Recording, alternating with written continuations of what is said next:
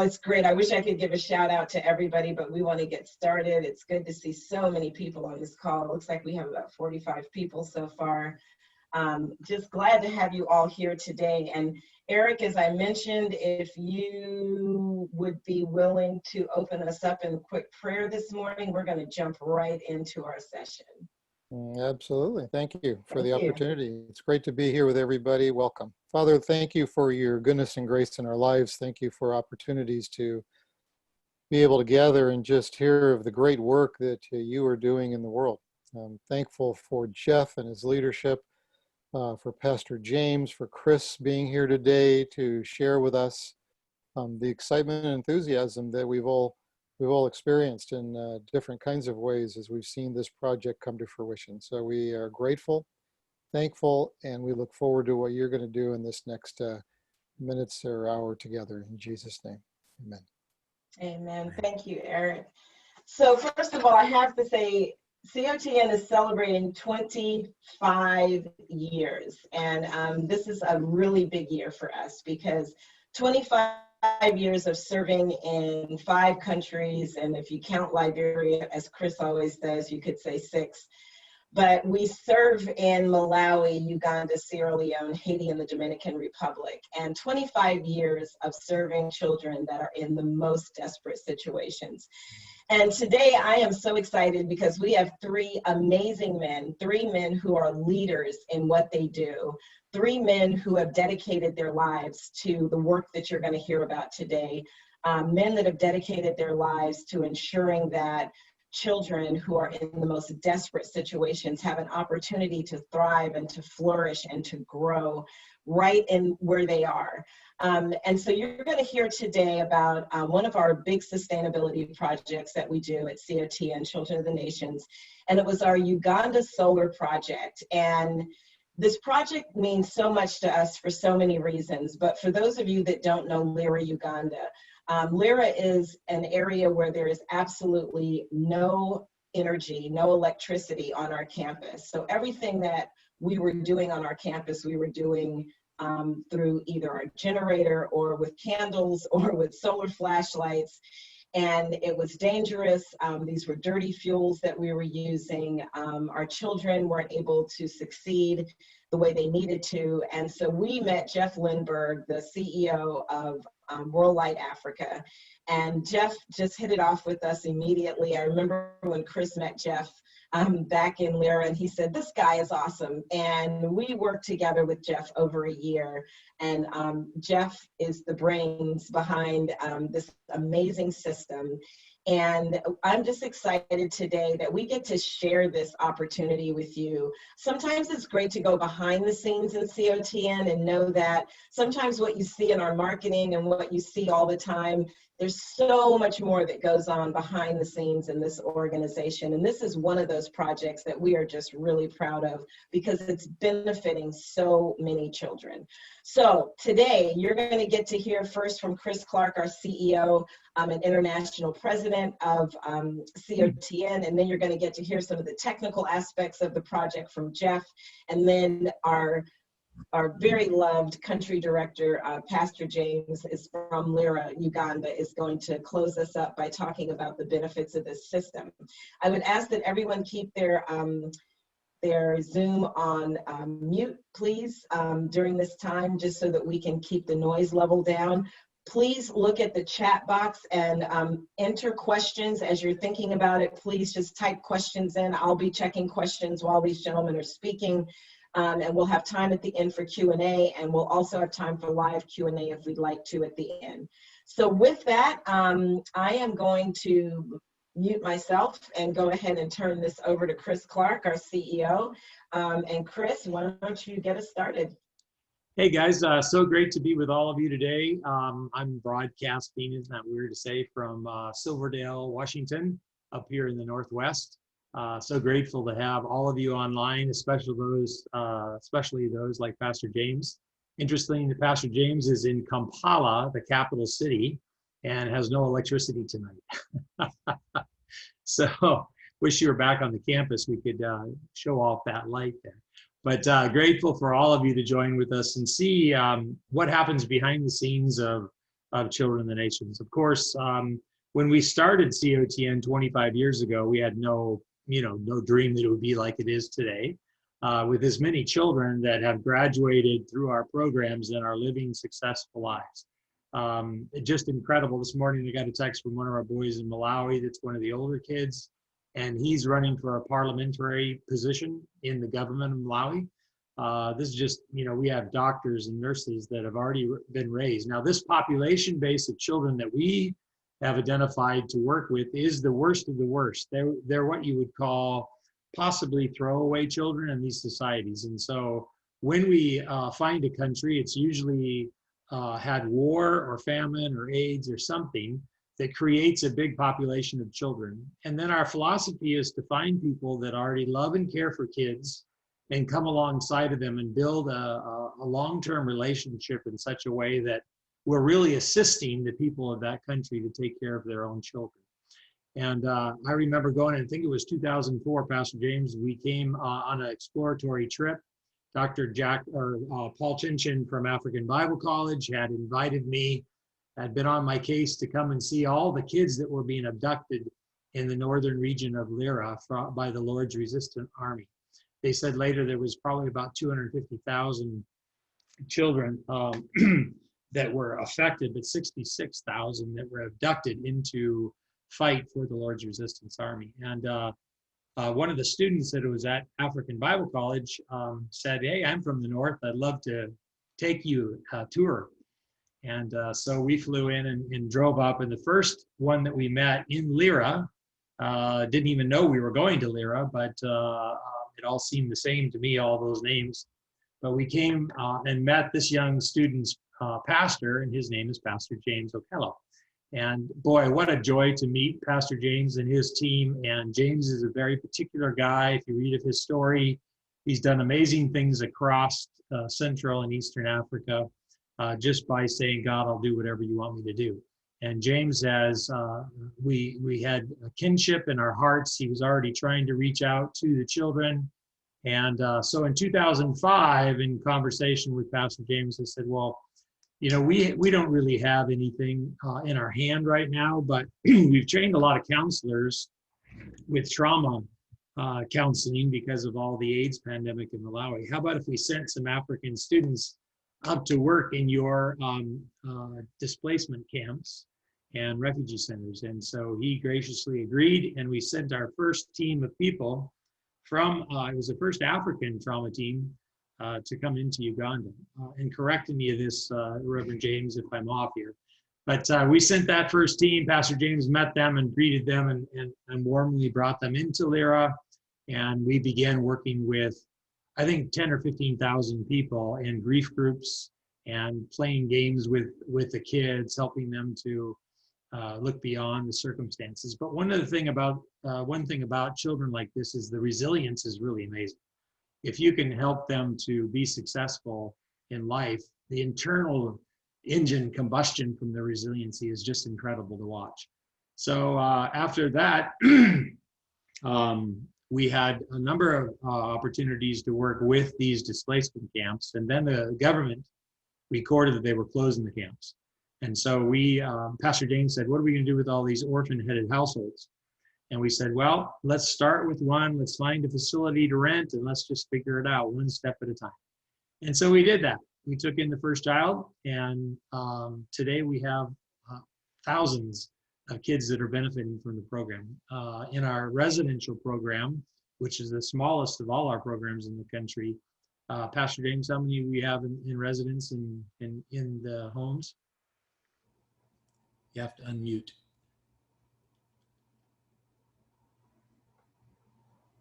Can't hear you. 58 of them. Yeah, 58 kids, and some of these kids come from the most terrible backgrounds that you could ever imagine. I wouldn't want to traumatize you today with their stories, but to see them all beautifully dressed and walking through life is really an amazing thing. Of course, we want to raise our children socially, mentally, physically, and spiritually so that they have a balanced life. We're not just interested in the food that goes in their stomach or the medicine that goes on their skin or the education that goes in their mind. We want to see them raised in a way that they would be able to turn some of the things that have caused these nations to struggle, to really change those and to turn those. So the tenacity that they have internally, if they're given a good platform, they will overcome. In the first days, we were thinking and praying about how do we feed these children across all our countries? How do we make sure that they're physically well? How do we develop partnerships? What do we do? And in most places that we've chosen to be in, there aren't any other resources. It's not like, well, you could just partner with this person or that person to do some of that. It's been a tough deal over 25 years. And so we've built all of our buildings from scratch. We've hired all of our staff from scratch. Our country directors, like Pastor James, have just been phenomenal. If you ever visit the campus, let me tell you straight up, this is all out of James's head. You know, I'm grateful that he always thanks us, but I'm telling you, Pastor James and the team there have amazing hearts and have done a great job responding to the needs of their country. But we found that if you make sure that they have those basics, then it comes to the second tier, and I know I'm running out of time here, but the second tier is, I just came up with the acronym with Cheryl yesterday, LTC, which is lights, technology, and clean water. You know, if you have those three added to the basics, it can really propel these children to a level that will be far beyond some of their own, the people in their own cities. Now, one of the things that we ran into, excuse me, was even though these countries are somewhat what you would call destitute, beautiful countries, beautiful people, the land is expensive. And as we began to look for land, of course, you always say, well, can we get some free land? But that's very difficult to do. And so Pastor James spent hours walking and praying and, oh Lord, where can we start? We finally found a little village site that had no water, no electricity, no access to any of that, out in the middle of, at the time, I think it was in the middle of nowhere, right, Pastor James? And we began to pray over that site and said, well, we can get one little plot of land here. Let's start here. And the village was very open. Now, normally, we would find the highest concentration of orphan or destitute children, most vulnerable kids, and that's where we would start. In Lira, that wasn't the case. It was kind of like they were spread out all over the place. It wasn't just in one village or two villages, it was all over. So Pastor James and his team had an awesome, incredible job, and many times their lives were threatened, to identify children that really, really met the category. Another organization before we started had put on the radio, hey, if you're an orphan, come to the radio station, right, Pastor James? And of course, they were flooded with applicants. Everybody was an orphan all of a sudden. And I just so appreciate Pastor James's heart to do the research and develop it, meant to make sure that the children that come from 1 kilometer, 5 kilometers, 10 kilometers out have been given us, the right children to work with. Now, as we began to develop, we took in the most desperate children, but then all these kids that we have in our village partnership program, you know, they have a caregiver or a guardian that cares for them. They're not totally estranged from their families or villages. So we realized that we needed to do a school facility in order to make sure that we had good education. And then we started to get our first junior high and high school students. And it was like, okay, what schools can we send these kids to where they will get a balanced education and not a bunch of rocks in their rice or pollo. I messed up with Spanish today too. We realized we just need to do our own. And again, Children of Nations is really a grassroots. So every project we've taken on, it's not like we had $1 million, now let's do this. It's more, well, God says, let's do it. The kids are praying. Who are we to stand in the way? And so we began that project by faith. And of course, like Cheryl shared, much of it was done by candles and latrines, outdoor outhouses. And as we've gone, God has brought along different people like Jeff that have been incredible to work with, that have taken us not just to the basics of the technological advances, But I'm telling you, when you hear what Jeff's going to say, it's incredible. It's technology that, I can't even begin to figure out. So grateful for him and for his team of African people. What an awesome vision. And we've found different people like Jeff to partner with us to this next level. Dr. Paul Dupree, who's on our staff, has been really working with trying to figure out this low orbital internet system that Elon Musk is putting up into the air. What an amazing system that is. But that will completely change our ability with our children. The technological advancement with the solar, oh man, get out of the way. These kids are going to rock the world. I'm telling you. I love to go to Africa. I'm sure Brandon would say this, and those of you that have gone, Jeff, I go because I get humbled. Debbie, my wife, is on here this morning. You get humbled. You just go, oh my gosh, the resiliency, the gratitude that these children and these people have is so refreshing that you want more of that. And that's what I hope that the world captures as we grow the opportunity for Africa to be in a place where they can share the amazing things that God has done in their lives and their own stories. So thanks for listening to me this morning. Thank you, Cheryl, for putting this together, and all of you that are stakeholders in this process. What a blessing. We really love the opportunity to meet with you for a little bit this morning. Thank you. Jeff? Okay, let's see if I can share my screen here and switch over to this. Okay. Well, first of all, let's see, how did I get rid of that? Going over here and said, hide self view. I don't know how I got rid of it. There we go. Let me back up here. There we go. First of all, I just wanted to say that this is an incredible privilege to be able to talk with you today, and actually to do this whole project. To Chris and Cheryl and the COTN International team that entrusted us, believed that we could do it.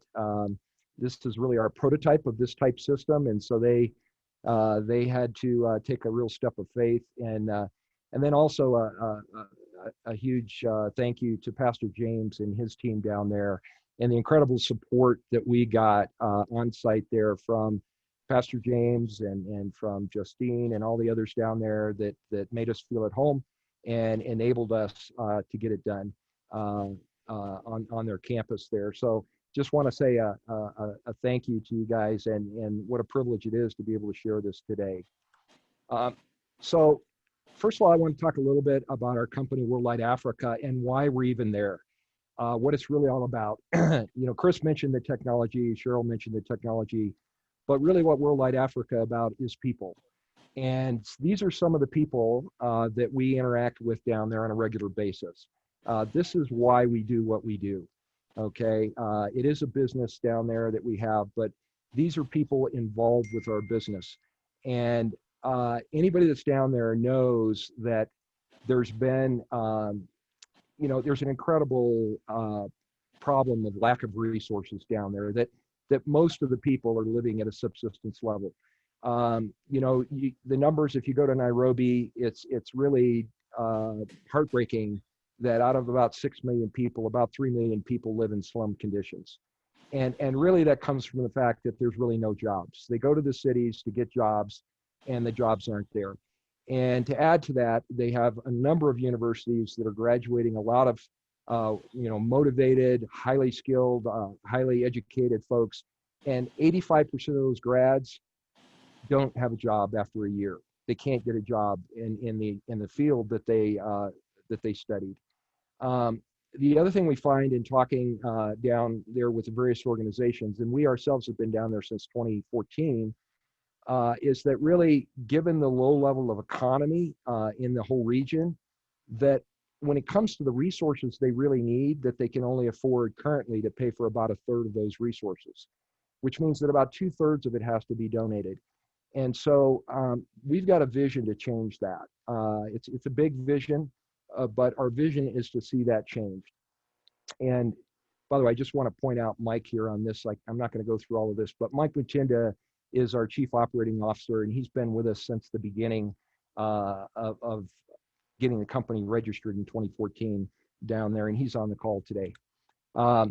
So what this represents here is it's really about creating economy, creating jobs down there, not jobs here. And down in this left corner here, these are the three amigos down at a guest house in Nairobi. Dan Neal is our CEO, Ron Ramage, our CIO, I'm the CTO. And back in 2013, we visited down in Kenya. We saw the situation. We said, look, God wants us to do something about this. And so we formed a company. We went down in 2014. We formed a company here in 2013, Worldlight Power. Then in 2014, we went to Africa. In Nairobi, we registered Worldlight Africa. And we began trying to figure out how to do business as mission. What that means is we're not just about business, we're also about the social impact. We're about helping communities and families and individuals have a way to earn a living and not have to rely on handouts. And the people down there are incredible. They're motivated, they're skilled, they're smart, they just need opportunity. They need to be enabled. And so that's what we're trying to do. We're very sensitive to the fact that we want to help and we don't want to hurt. There's a quote that Peter Greer from Hope International says, and he says, having a heart for the poor isn't hard. We all have that. But having a mind for the poor, that's the challenge. And so what we've been trying to do is figure out how we can really do things in a way down there that are going to help long-term, not just be impactful, everybody wants to do that, but be sustainable and to be scalable to solve regional problems. It's great that people are working in an individual community and so on, but the problems are regional. They're across countries and they're big problems. They're billion-dollar problems, and that's only going to be solved through creating jobs and economy and putting to work the incredibly gifted people down there who currently don't have the opportunity that we'd like to see them have. By the way, all these things pictured here, this is the solar panel assembly plant in Kenya. This over here are guys digging the trenches and putting in the distribution lines at COTN. That was over a dozen guys from the local area that did that for us. This is our guys in Nairobi, where we built the system ahead of time. And this is intended to be a containerized, mass producible system. So we tested that out. We built it in Nairobi where we had all the resources, fabricated all the steel, set it up, operated it for 3 months. Then we tore it down, we put it on the truck and transported it over to Lira. And then this is our guys assembling the system over in Lira at COTN. In the middle, one thing I wanted to point out here, this is our lead solar technician, Klaus Mbaya, and this is his wife, Naomi. Now, Naomi just had a couple weeks ago, she had a brain tumor and she needed to have brain surgery. And one of the advantages to having a community like Worldlight Africa is that the Worldlight Africa community stepped up and was able to enable Naomi to get that surgery. So she had a 7-hour brain surgery, which was successful. They were able to get all the tumor out. It wasn't cancerous. And she's recovering from it now.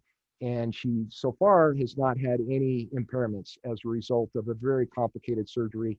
And one thing I'll just share, because it's really a great testimony, is Klaus, they didn't come out and tell Klaus anything during that 7 hours. So you can imagine he was beside himself.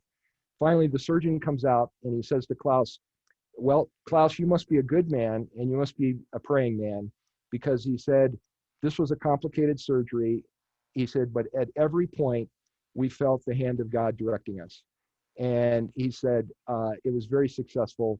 And so what he didn't know is Klaus had lots of people praying for him all around the globe and praying for Nairobi and for those surgeons. And so that's the kind of thing that a community like Worldlight Africa can help with. So shifting over to the actual COTN projects. So Debbie and Chris, we had the privilege to meet them in April of 2018. I was down there on a trip, just happened to have the opportunity to be in Uganda, and turns out we happened to be there, just coincidence, when they were visiting Uganda, Lira, at that year. So we got to talking about things and talking about what we might be able to do to help and how we might partner. And we began the discussion at that time. Turns out that the secondary school had just been built, and they needed some lighting so that the students could study in the evenings. And so even after I left, our team, which is experienced down there, Klaus, we designed the system. The guys fabricated it, went over, installed it, tested it, and it's been operational since, providing lighting so that every evening when the students are there, they can study for several hours into the evening off of that solar system. From that project, we continue to develop the idea of a centralized system, and that would power the entire campus. And so what you see on this picture right here is the system as it was built in Nairobi. So it was fabricated in Nairobi, it was built, it was tested for 3 months. Then at the same time we were doing that over at COTN, this shows the preparation of the site where we were going to install the system. And you can see some of the distribution cables coming out of the ground here. So Daniel in Kampala, our guy, went up there and led a team that dug all the trenches and put all the distribution cable into the ground for us. Then meanwhile, back in Nairobi, we went ahead and hired a transport company. We loaded up our container. We put all of the stuff inside the container. And you might notice the loading of this. We created this hoist, and this hoist was designed out of the same materials that are part of the solar structure. So the idea is you go ahead and hoist it, put it on the container, put all the steel inside, including the hoist. You break it down, you get to the other side, you put the hoist back together, you lift the container off the truck, and that way you can go ahead and take a regular truck, go out in the middle of nowhere, and be able to offload this container at any site. And then finally, this bottom picture is the truck finally arriving in Lira. And these are some of the children that Chris was talking about and the staff there. At the time, the main school was out, so it was just the local kids that were there. And this was an exciting celebration time for all of us because it took us 3 weeks to get that system transported, 2 weeks stuck at the border. And so that was one of the challenges we ran into. So we had quite the celebration when the truck finally arrived at Lira. After 4 days, we had it up and operating. So it took us 4 days to reassemble it with a crew of about a half a dozen of us and get it connected to the distribution lines. And this is, you can see right here, it's powering the boys' dorm, which is a brand new facility that was just built. And there will be a second story on this later on, and that's got an interesting story I'll tell on another slide. And then over here, we put a street light up out in the central part of their campus, and it's got an LED light pointing in each direction. And it turns out this has been one of the most popular lights because now you can walk around the campus at night, and a large part of the campus is you can walk around without a torch because the street light is on.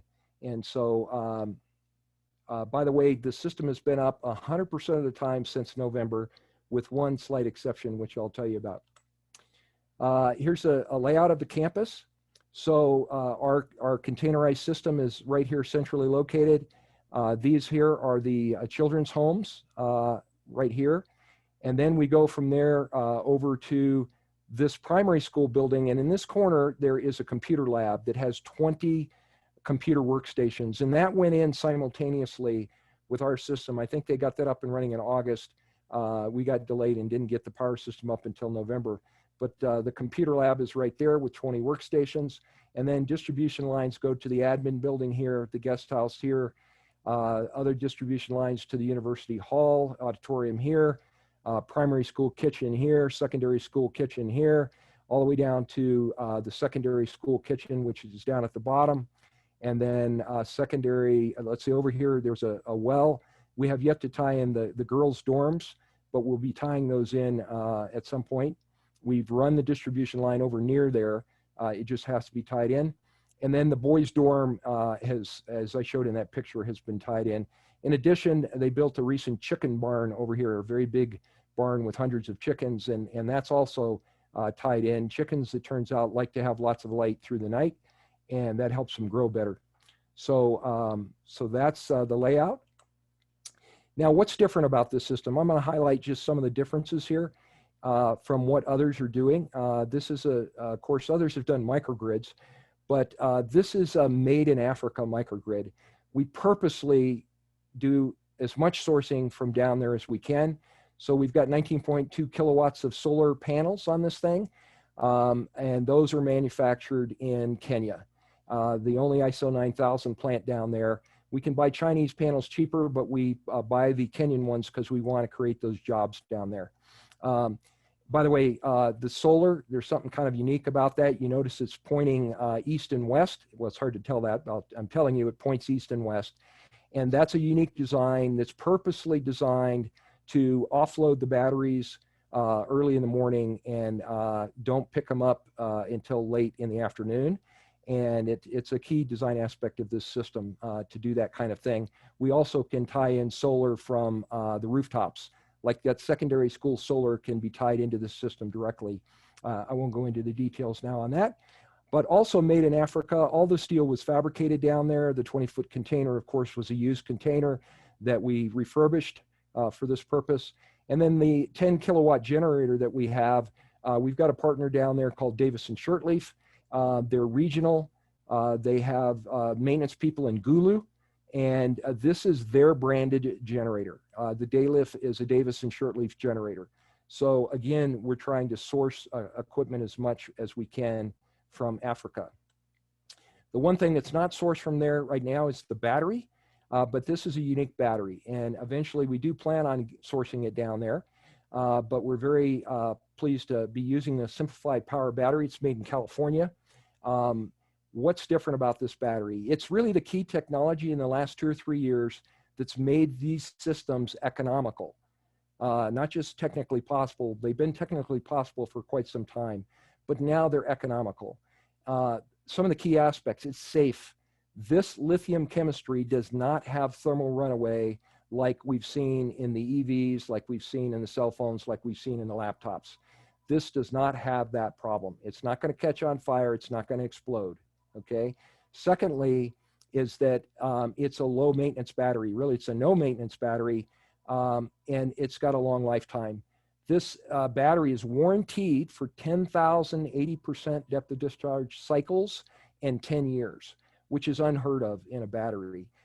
It's part of the economics. It turns out that means that it costs half as much per kilowatt hour as a really good quality solar deep discharge battery. And that price is dropping because we know the LFP cost curve is on its way down. We expect that over the next several years sometime, it's going to end up probably a third of what it is now if it follows the same path that the EV batteries took. We actually have 10 of these simplified power batteries in here. Each of them is a 3.8 kilowatt hour battery, and we have room to put 36 in this container. So it's expandable. On the inverter side, we have DC to AC inverters for solar, 15 kilowatts from SMA, and we have 12 kilowatts of DC to AC battery inverters. These interface the batteries and make AC, and the yellow ones really are the brains of the system. They control everything, operating everything, including they control the solar inverters as well. As I mentioned, we can add in rooftop solar to this very easily. So we can expand the solar. Inside the container, we can expand the batteries, and we can expand these inverters. With these inverters, Sunny Islands, you can make up to a 300 kilowatt system. We currently have a 12 kilowatt here. This one's easily expandable to 18, and then there's a step up to go to 36, but it's easily expandable. This chart down at the bottom, I don't expect you to understand it. I just want to point out that we had a failure of the system. The boys' dorm back in February had a heavy rain. There was a pipe that had not been sealed up on the second floor. Water got into the electrical panel, shorted it out. And for 12 hours, it was shorted out. We got notified that the power right here had gone away. And I got a notification. It was in the middle of the night. When I got up in the morning, I got it. I troubleshot the system from here using the remote monitoring system.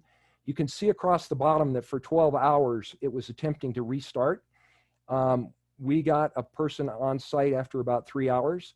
The person that's normally there was not there. He was traveling somewhere, so he had to come back, got on site, and as soon as he opened up the circuit breaker inside this distribution box, the system recovered and came back on. And then shortly after that, the generator came on because it was nighttime, and it charged the batteries back up since there had been no solar that day. And interesting fact, there's a little gap here in the generator.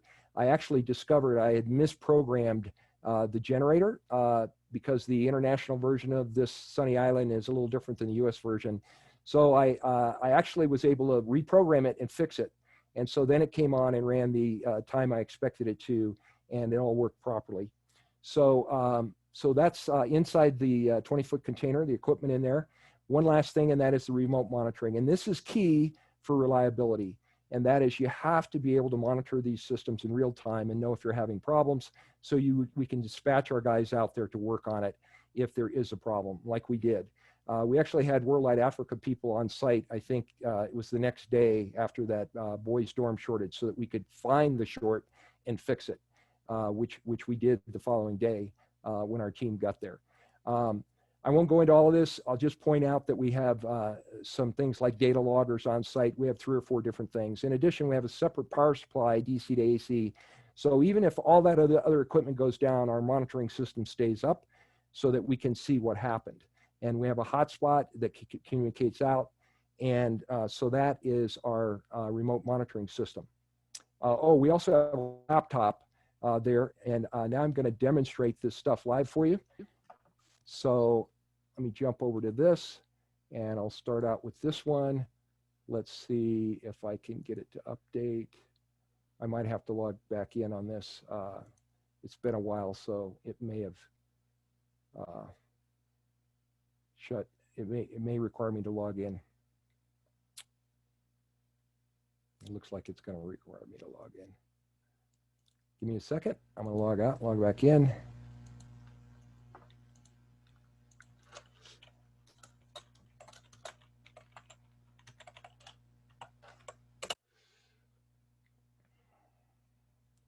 Okay.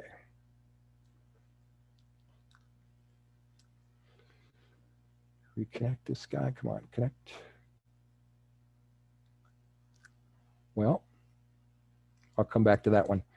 This one is, it's called the E-Gauge. And so that's interesting. So over on here on the right-hand side, it shows what's currently going on in the system. So currently in the system, they've turned on, I had them turn on some heaters in the guest house just a short while ago. So that's what this shows over here. This is a day's worth of data. And the green line is the solar today. And the red line is the load throughout the night over here, then throughout the day. And then we had them turn it on again here. So, so this shows the system. Let me scroll down here. I just clicked on a subset. So this line here shows the distribution line going to the guest house. So that's the contribution of the load going to the guest house. And there's also on here children's home and all the other kind of stuff. The little glitches here, not glitches, but the little peaks are the refrigerator turning on and off throughout the night in the guest house.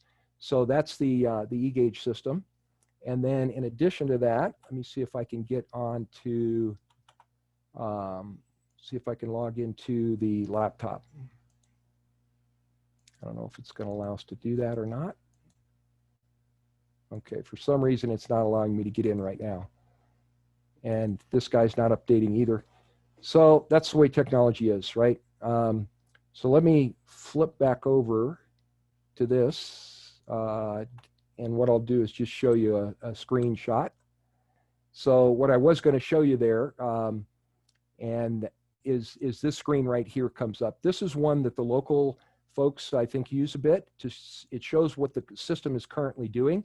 It's available on a smartphone as well as a laptop. And so you can see how much the system is consuming. You can see what the battery is doing right now, if it's charging or discharging, and what state of charge it's at. this shows PV power that's going into supplying the load. It can also supply the battery.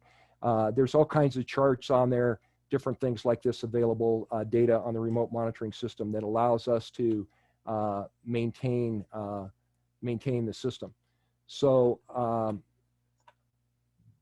going back, that's that. And the last thing to say is, this is my last view graph, is to say that these are some of the children. They're at COTN, sitting next to the children's homes. And so I'm already recruiting these guys to be the next generation of Worldlight Africa employees. And with that, I'll hand it back over to Pastor James.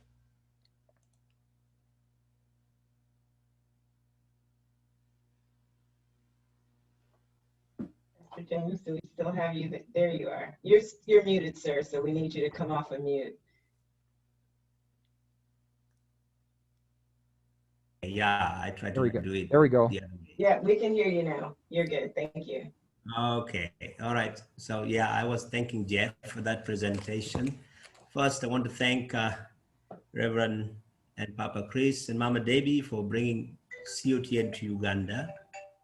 It goes without saying that I thank God. We are all thanking God for all these developments, you know, that has brought heaven to us.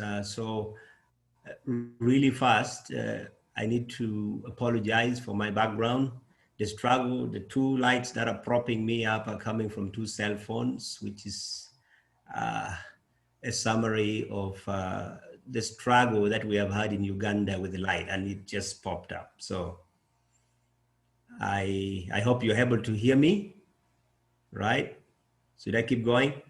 Yes. You're doing fine. Okay, great. Yeah, so I'm talking about the local impact of all that Jeff has already described to us. And first I'm going to talk about the children, which of course are the target for all these innovations that we're bringing on campus. Right now, our children are able to do their homework, meaning class revisions, in the gazebo. That is a central house that we have in the middle of their children's home, opposed to the past that they used to trek to the classrooms from where we would power lights using generators. And I will talk shortly about the costs that have already been offset from that. So, and secondly, our children can now watch television, which is handy in the lockdown, you know, where lessons from classes is now being telecast on televisions, you know, from the National Ministry of Education. So during the day, they're able to, you know, glue their eyes onto the screens and be able to watch, you know, mathematics and different subjects. The other is children are being exposed, you know, during night. Now we can see them, you know, and that is already security, because in the past it used to be that they're walking in the dark and they could stumble on anything, let alone, you know, snakes, the night rodents that are dangerous to them. The other is, you know, apart from watching the lessons on national television, there is this particular aspect of being updated with current affairs as they watch local and international telecasts. And that happened to have been a fight between us and the government, because they were always bugging us to ensure that we had a television set for the children, but we could not do so without this particular light coming on campus. So we really thank God for this that has happened. We also have in their spiritual development devotions that are done in the morning, lunch hours. That is during lockdown, but even in the night. And because now we have the light on, all these devotions have really, really improved, because we can connect the machines, the public address system, onto the power, which is in abundance, and the children are, you know, put on the go. And I already said that the home is well lit, all the rooms. It used to be that, you know, we have outside toilets that they, you know, go there to ease themselves with, before, lots of dark corners and dark spots. Those are no more now with the coming of this solar, for which we are very, very, very excited. And, you know, there was this particular concern of, you know, risking our houses, even the children themselves, with carnages, lights and fires that could come from using candles, you know, these little candles. So by now, we no longer have those concerns because the lights are there. They can iron their clothes, which is improving on their hygiene. And of course, their smartness, you know, they look cleaner. I should quote our national president in one of the addresses that he made to the nation. He overemphasized on ironing, you know, handkerchiefs and clothes as a way of exterminating or killing or destroying the coronavirus, just in case someone has sneezed it on you. So I should say this, the provision of power from this solar has given that to us free of charge. And I could go on and on, but I think those are key ones for our children. I need to go for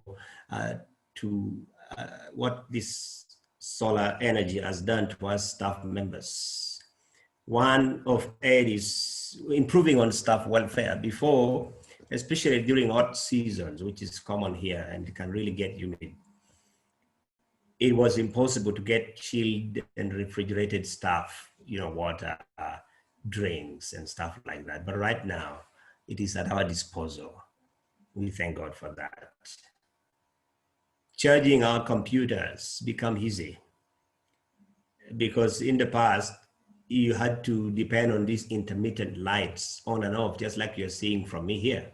And as you know, that destroyed and, you know, short-circuited and burnt many of our gadgets from time to time, which became a real problem.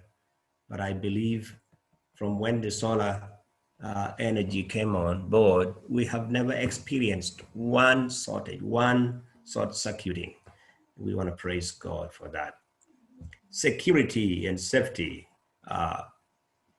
even for staff members, has improved on campus, because with these lights being posted, you know, security lights being posted in different places. Like I said, also this light helps us to run the CCTV cameras at night, which is a boost to the security guards in as far as their jobs are concerned.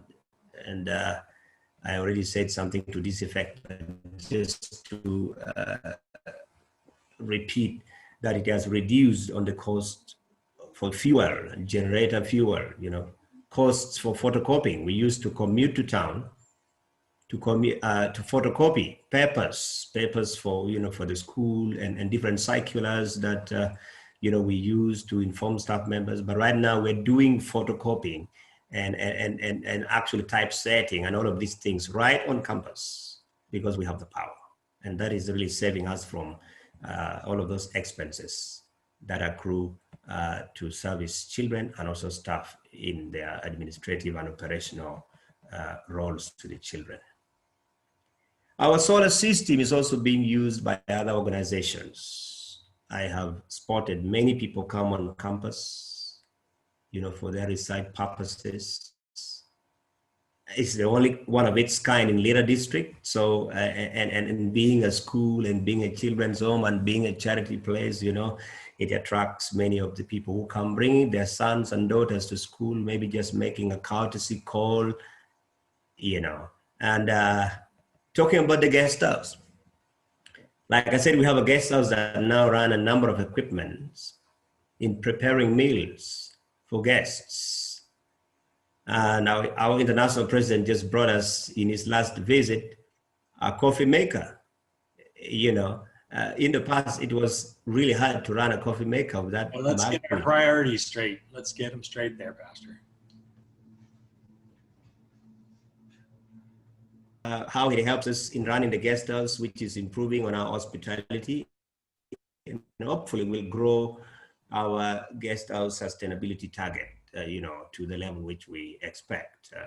But also, during working hours, one other thing that I needed to say is it has improved on our communication, to the international office, to the government, to different line government ministries, especially via internet and email. And this has enhanced effectiveness in our work due to the stability of the power. Because many of our corporations and agencies and like-minded organizations really depend on the hydroelectric power grid. But unfortunately, that grid connected.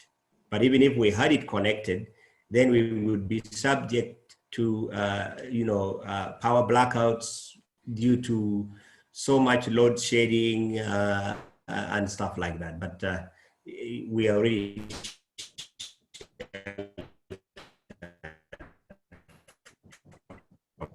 Pastor James, we're losing you again.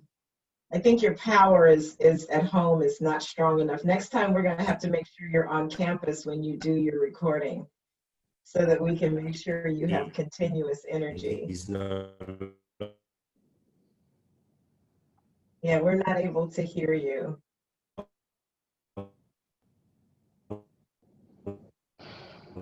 Yeah, I think we've lost Pastor James. I am so sorry. Yeah, I think we've lost Pastor James, which is a perfect way to wrap up our conversation, to realize that these issues with energy and power in Uganda. And probably last, of course.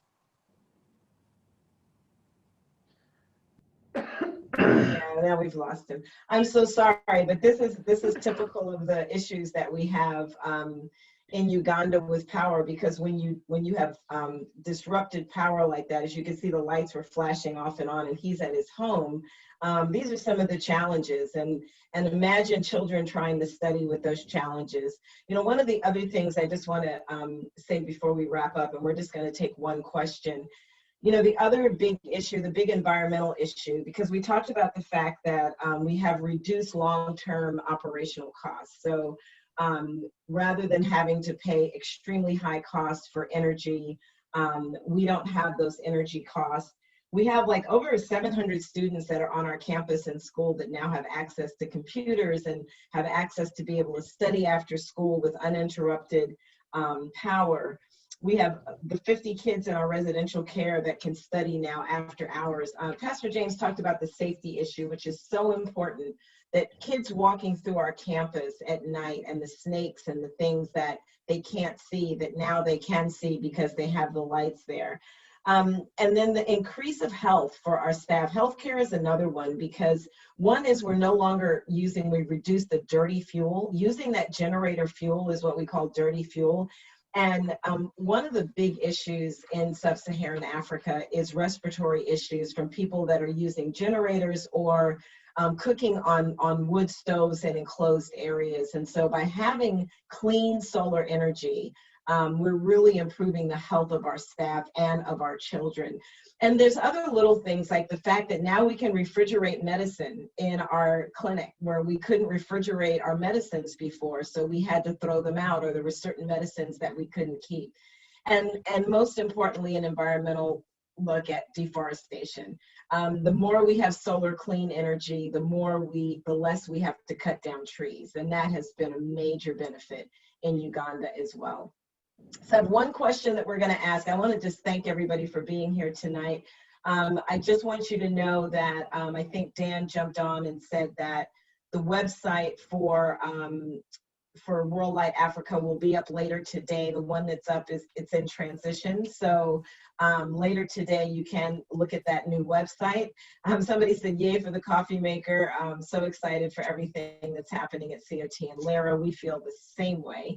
The other thing that I want to mention before we take this last question is because this system has been so successful for us in Uganda and has brought so much benefit, we have another country, Sierra Leone, where we have absolutely no power that goes to that campus. And next year in 2021, we are already working with Jeff and our Sierra Leone staff to look at bringing this system into Sierra Leone. And that is another country where our kids are 7 hours outside of the main city in Banta, and there's no hope for electricity coming that far out for decades. And so this system in Sierra Leone, we hope will be a benefit.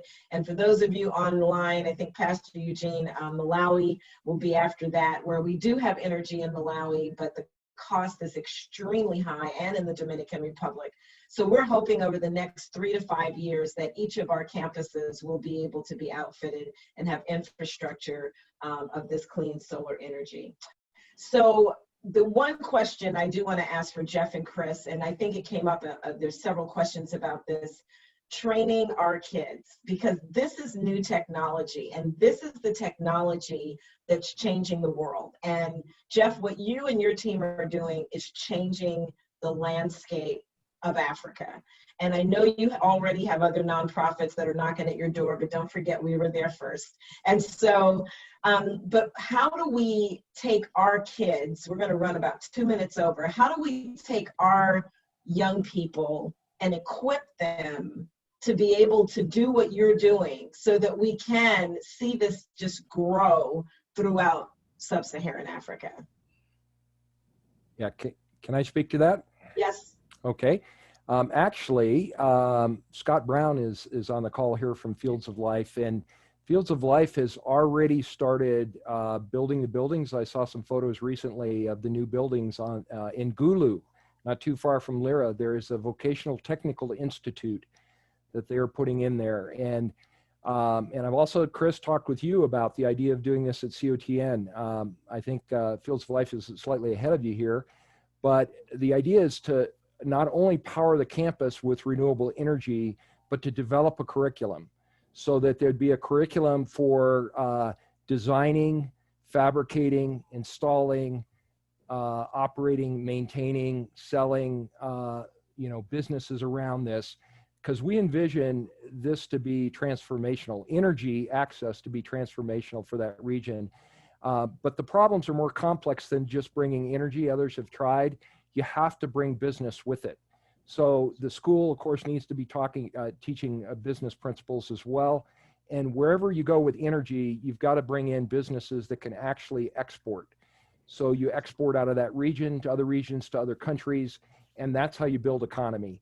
So we had the privilege of starting a conversation with Fields of Life, Scott Brown and his team, and Alex there, and on this idea of taking these kids coming out of school, and now they go into a training program where they learn how to do this kind of stuff. And there's quite a bit of other curriculum that they're offering at that VTI that would, the children coming out of COTN could easily flow into other things like commercial restaurant type stuff they're going to do. They're going to have all kinds of machine shops and teach welding and all kinds of different things at that vocational technical institute. So yeah, it's part of a bigger picture. The problem's more complex. You've got to look at all those pieces and work on all of them if you want to see a long-term solution.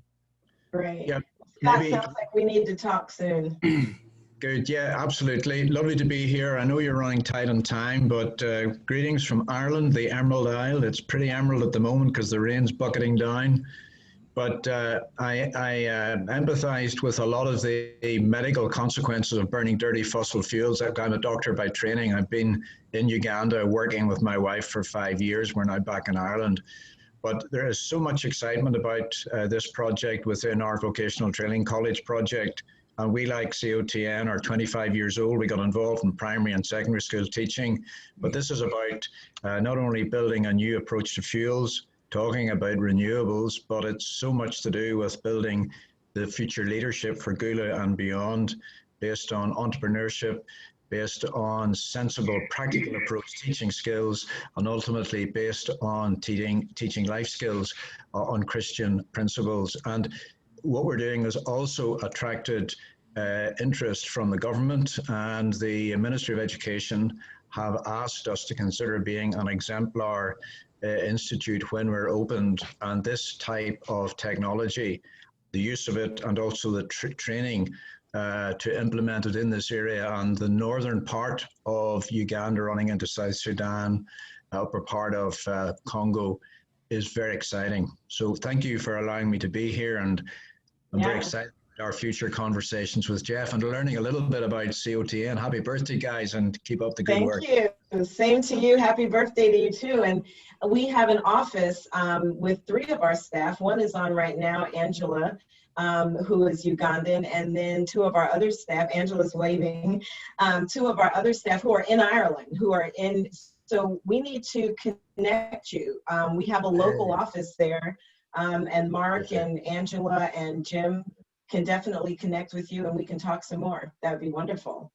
Yeah, that'd be great. We Bali Nyabo. Okay. Ale. All right, everyone. Wow, I wish we could go on for another 30 minutes, but we can't. I want to respect everybody's time. Debbie, would you close us in prayer? You're muted. You have to come off mute, Deb.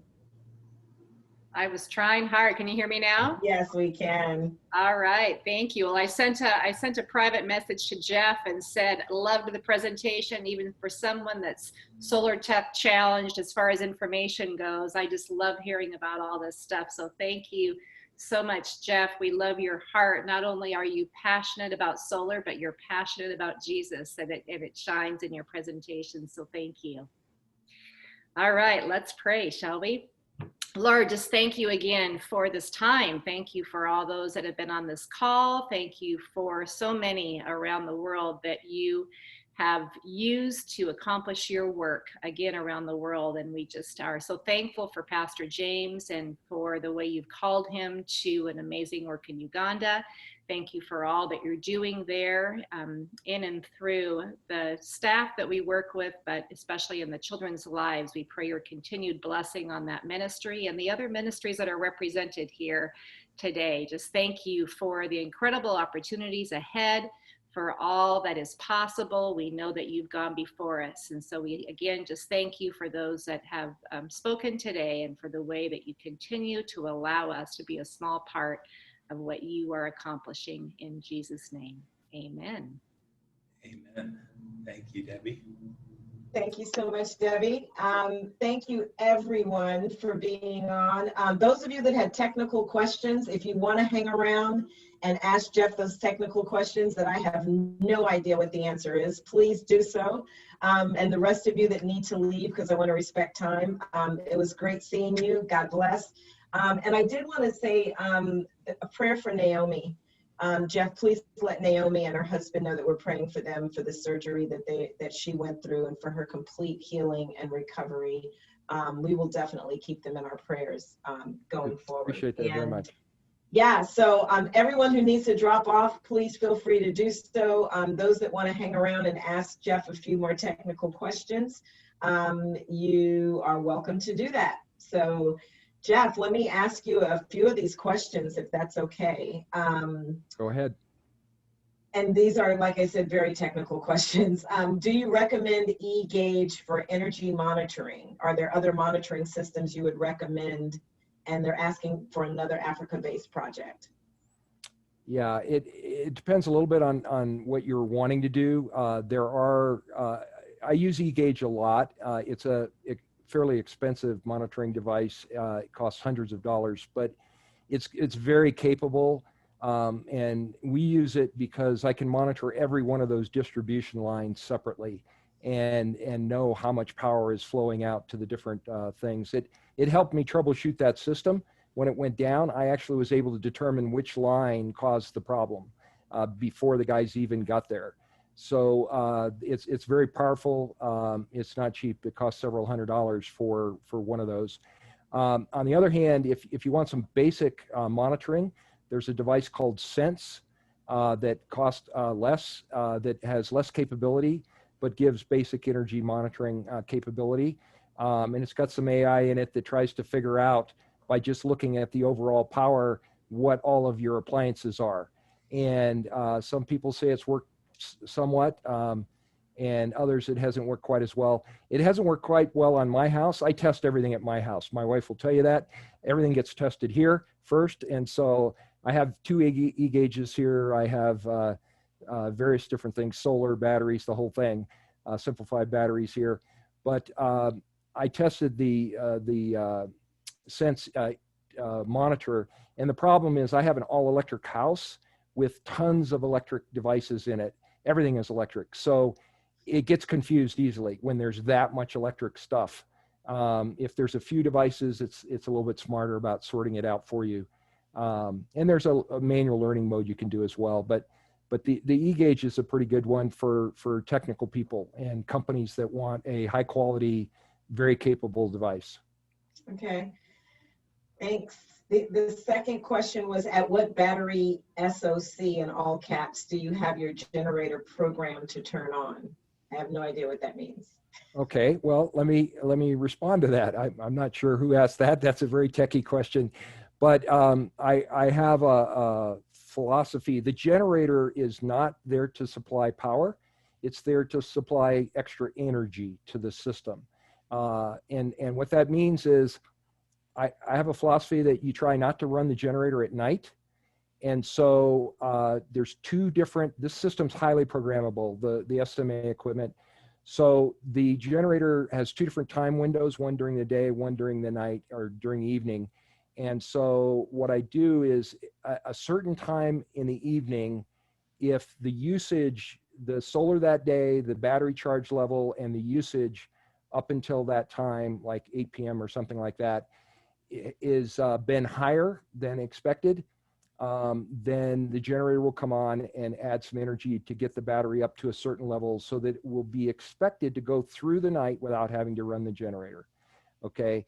Also, of course, the generator will turn on anytime the system has been used higher at a higher level than it's nominally designed to supply from the solar panels. So for example, Chris, I'm going to pick on you. When you and your team were down there in February, they turned everything on the guest house. I think they were just testing the system to see what it would do. Checking your integrity there, bro. So they, good Americans, they left the water heaters on all night. They left the air conditioners on all night. Basically, they turned everything on and left it on all night long. And so what's funny, you learn a little cultural thing. I had trained the staff there at the guest house, and I said, look, this is how to run these effectively. You can preheat the water in the afternoon. They don't need to run it at night and so on. And of course, they're so polite that they wouldn't tell the Americans that. So the guest house people knew what to do, but they weren't going to tell the Americans what to do. So anyway, but it just turned on and added the energy in when it was needed, and it all worked correctly, even though they were using it at a very high level. So those levels are vary as to which time of day. So that evening one, it's set much higher when it kicks in, and it kicks it up to like 90% from maybe 70%. And then overnight, it's allowed to drop down to like 20% before the generator has to kick in. Great, great. And again, those are definitely answers that are more technical and above my pay grade, but thank you for the people who asked those questions. I know that they're thankful for those answers. Unless there's other questions, we're gonna end this call. Does anyone else have a question? And there's a few people still online that they wanna ask Jeff before, or Chris, or Pastor James before we jump off. Bishop Eugene, it is so good to see you from Malawi. You're on mute, sir. You have to come off of mute. We can't hear you. You're on mute. We can't hear you, Pastor Eugene. You're on mute. I'm saying I'm so motivated and encouraged. My brother Jeffrey right on.